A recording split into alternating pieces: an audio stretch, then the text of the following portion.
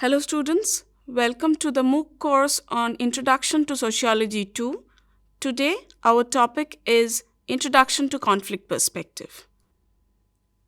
Now you all had done the theory on functionalism. Now why do I bring functionalism when I'm going to talk about conflict? This is because conflict theory followed right after the functionalist theory, and it was actually based on the criticism of the functionalist theory. So, as a reaction to the functionalist criticism, rose this conflict theory. Now, to know a little bit about the outline, about what the conflict theory, how is it different from the functionalist theory? Functionalism talked about, as you can see, unity. On the other hand, conflict theory talks about disunity. Functionalism talked about consensus. Again, on the other hand, conflict theory talks about dissensus. Functionalist theory, they gave a lot of stress on the solidarity part of the society. Here, in conflict theory, the theorists stress on the concept of change. Finally, very important, functionalism always talked about harmony, they talked about equilibrium, they talked about peace, balance. Absolutely opposite to it, the conflict theories talk about disharmony.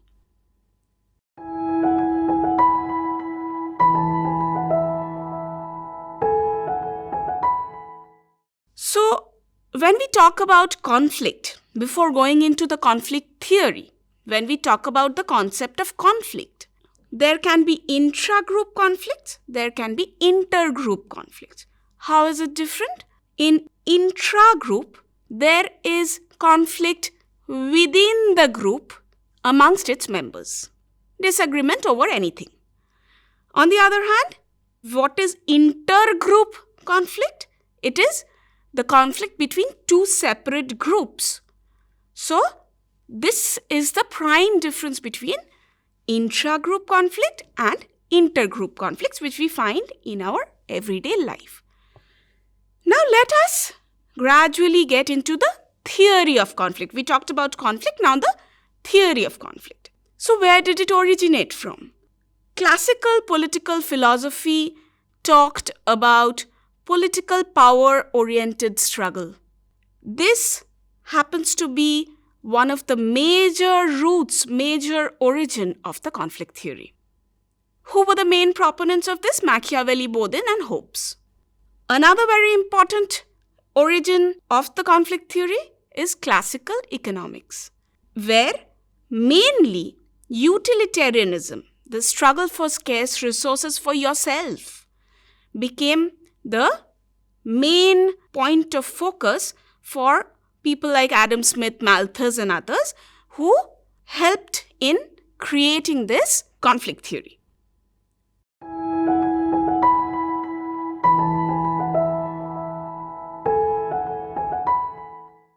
Now we know when it emerged, why it emerged. Now, who were the major proponents of this theory, of the conflict theory? Karl Marx, Max Weber, Louis Coser, Ralph Dahrendorf, C.W. Mill, Simmel, Collins, all of them were extremely important names in the conflict theory. Let us talk a bit about the basic principles, the basic tenets of conflict theory. Firstly, conflict is inevitable in any social structure. Just what I said a few minutes back, that in our everyday lives, wherever we are placed, whichever society it is, conflict is inevitable in any social structure. Conflict and change lead to each other. This is very important. Why is there a conflict? Because you are not satisfied with something.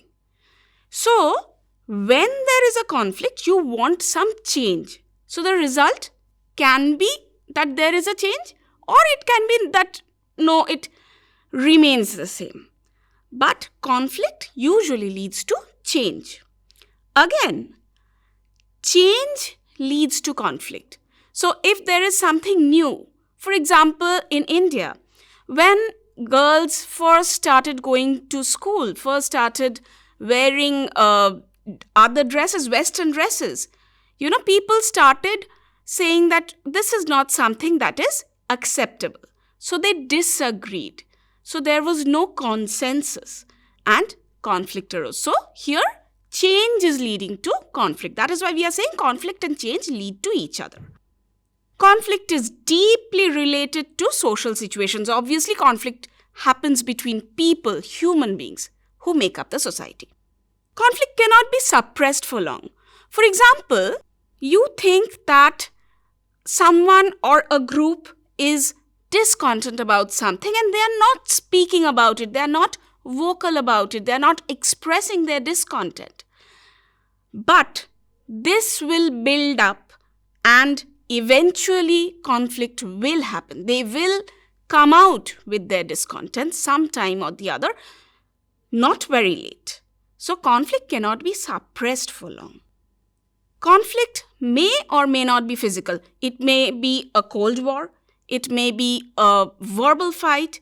It may be a written kind of letter exchange where people are in conflict. So there may be many kinds. It does not necessarily mean that conflict is physical. Conflict denies the social control system. Now, why will there be conflict? Because you are being controlled. So, if you are not regulated, if you are not controlled, then it's a complete freedom kind of situation. But if you are controlled and you are regulated in a way which you feel suffocated in or which you are not comfortable in, which you are not in agreement with, then conflict arises. So conflict denies the social control system. We all know that there is inequality in any society. There are inequalities in gender, inequalities in class, inequalities in caste, and so many other things. Functionalists talk about equality, equilibrium in the society. The conflict theorists, they criticize them and say that no. The idea of this social equilibrium balance is faulty.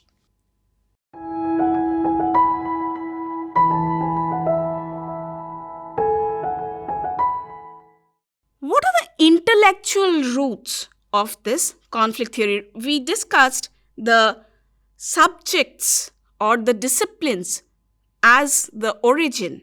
Now, what are the intellectual roots? Who are the major intellectuals who contributed to this very important theory? The first name that comes to our mind is Karl Marx. Next, very important, is Max Weber. He brought in the concept of authority, where he talked about legitimate power. We will come to a little bit of detail about all of these in a bit. Next is George Simmel. He opines that as holistic impulse increases, conflict increases and vice versa. We start with the Marxist theory. What did Marx say? Marx talked in terms of economic determinism. What do I mean by economic determinism?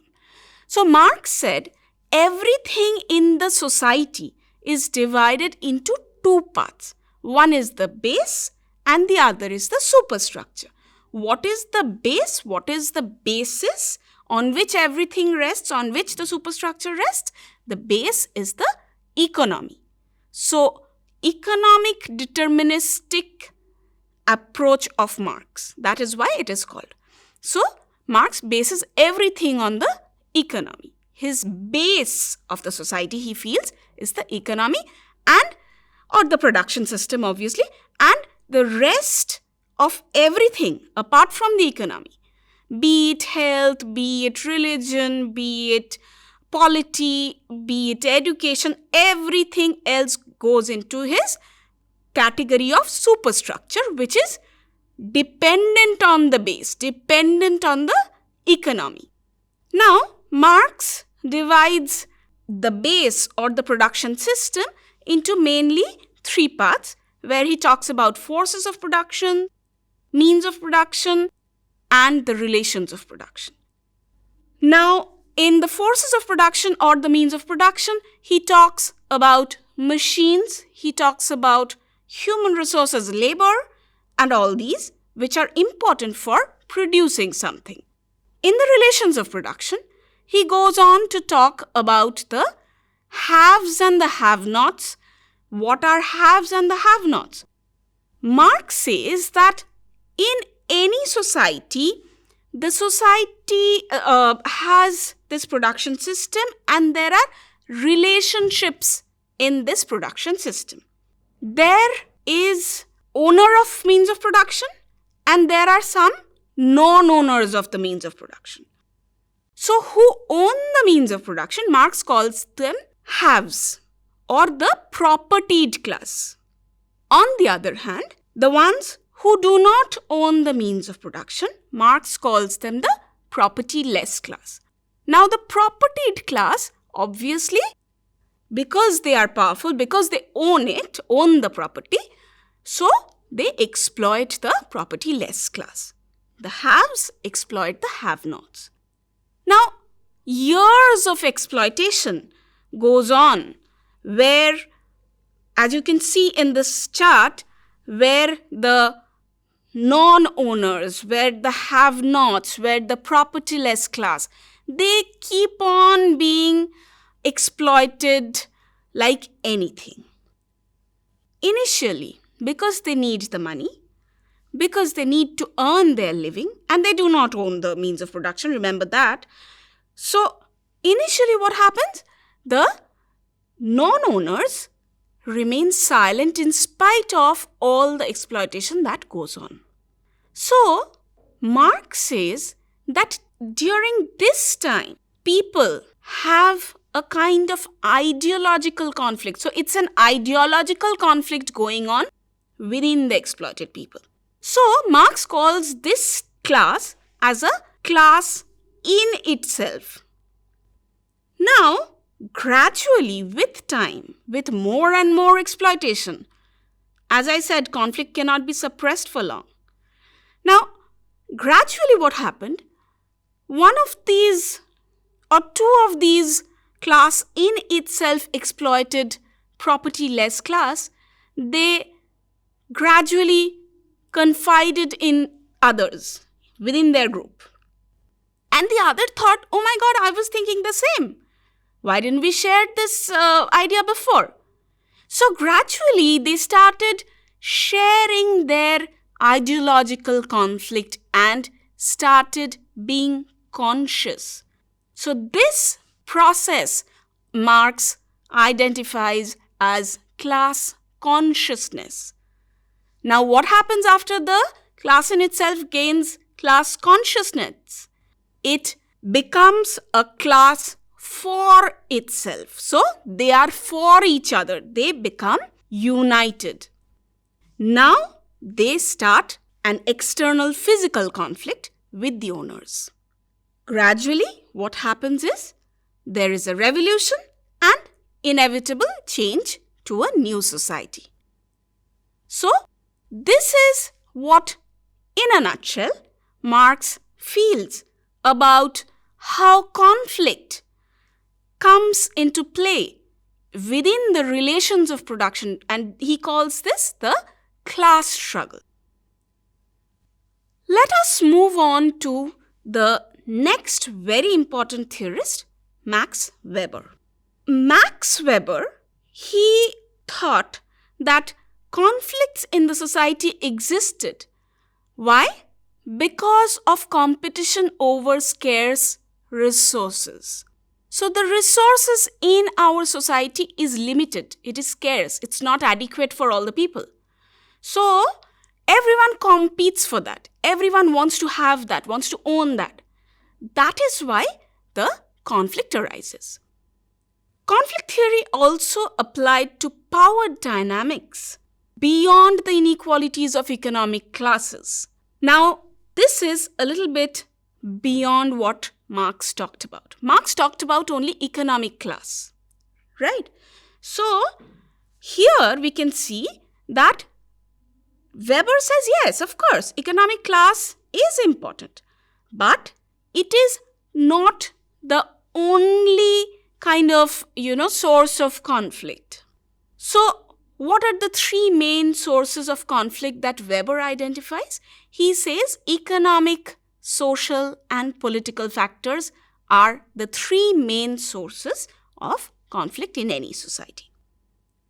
Now, as Marx had said, Weber also said that in economic conflict, people compete for scarce resources. In the social conflict situation, people have different values or beliefs. So that is why they are in conflict. The beliefs are not the same. The values are not the same. Same with political. The political beliefs are not the same. So these two extra were included along with the economic part in Weber's theory. Weber argued that the economic arena was the most important source of conflict, but it was not the only kind of source. It was not totally accountable for conflict. That without it, there are no other factors. It was not that. So he opposed or criticized Marx in this particular area. Class, according to Weber, was not the only source of conflict. As I said, conflict arises as much over values, status, and a sense of personal honor as over class. So here, Max Weber talks about power dynamics. Not only ownership of means of production, but power dynamics. Who is more powerful? Power can be force also. So, he is not talking about that. He is talking about legitimate power, which is basically authority. You have the authority to do it. So, here he classified authority according to the actions that he classified also. So, he talked about traditional authority, he talked about charismatic authority, and he also mentioned rational legal authority. So next we move on to the third most important name in the theory of conflict. That is George Simmel. So according to Simmel, conflict is necessary for unity. Remember, till now we were talking about the negative sides of conflict. Now Simmel comes and says that conflict is important, it is necessary for unity, and it can also lead to social change. He was opposed to the view that conflict was destructive. He said that conflict can also be seen as positive, and it has the ability to strengthen social relationships. Now, this is something very interesting. He starts this positive part of conflict, which was later continued and expanded by Koser in his Functions of Conflict. Social action always involved harmony and conflict both. It's not that it's only harmony, like the functionalists say, or it's not that it's only conflict that the conflict theorists say. He said that association was association plus dissociation. So, cooperation and conflict, harmony and conflict, both existed in the same social situation. He said that conflict as a social form, it was human instinct, and it actually opens up space for negotiations. Plus, it is usually a goal-oriented kind of activity. You have a goal when you are having a conflict. You have an aim to reach. It may be a social change or something, but you have an aim to reach. More rational goals, Simmel feels, less the violence, and higher the emotional involvement, higher the intensity. Social conflict, Simmel argues, unites, intergroup or integrates plus binds and establishes group identity, that I belong to this group and I will fight for this group. So, it is my integrity towards this particular group. Now, this was expanded by Louis Koser. He was immensely influenced by Simmel, as I already said. His main work, The Functions of Social Conflict, talked about two types of conflict. One was the realistic one, and the other was the non-realistic one. He also differentiated between internal and external conflict. He argued and stressed that conflict maintains the balance in society. Remember where we heard about balance in society, functionalism. Isn't it interesting? So, Here, Coser keeps borrowing a little bit from the functionalists as well. He stressed the necessity of conflict. It was important, it was needed.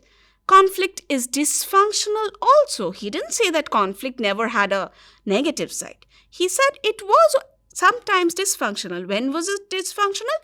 Only in social structures with very insufficient toleration, who did not have much toleration level.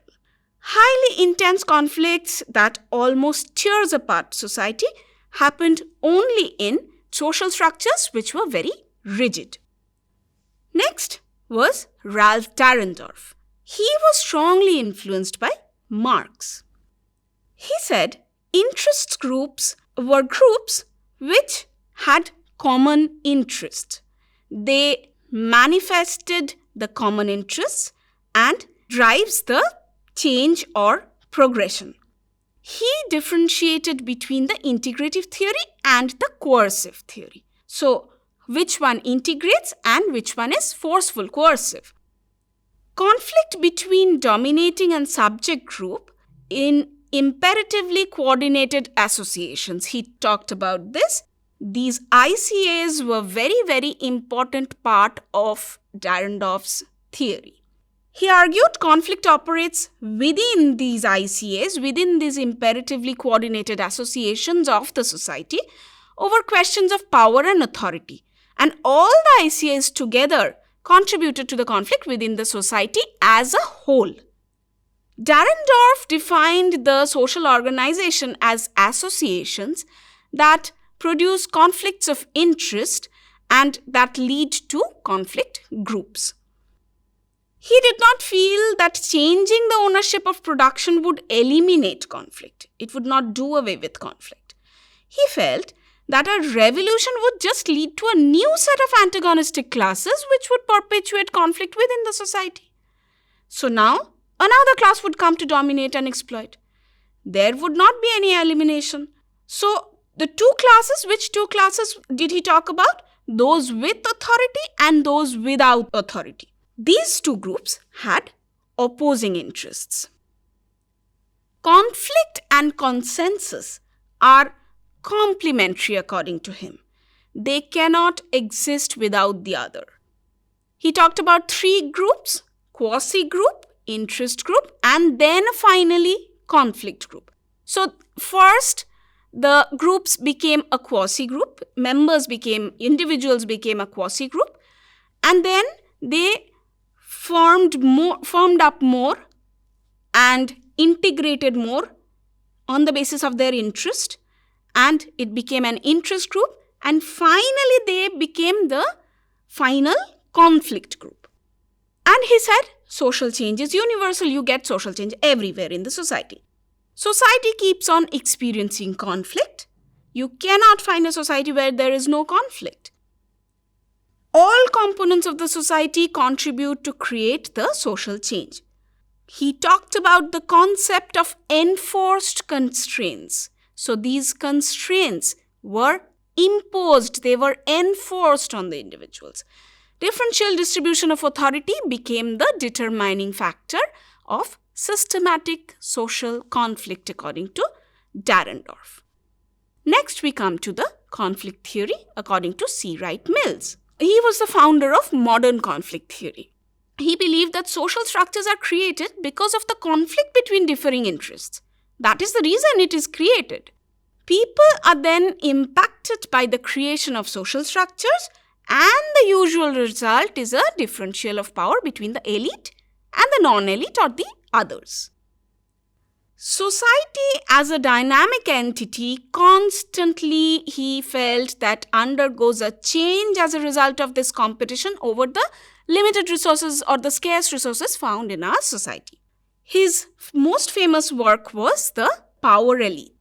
He was extremely influenced by Weber and also talked about three forms of power, one of which definitely was authority, that is legitimate power that Weber talked about.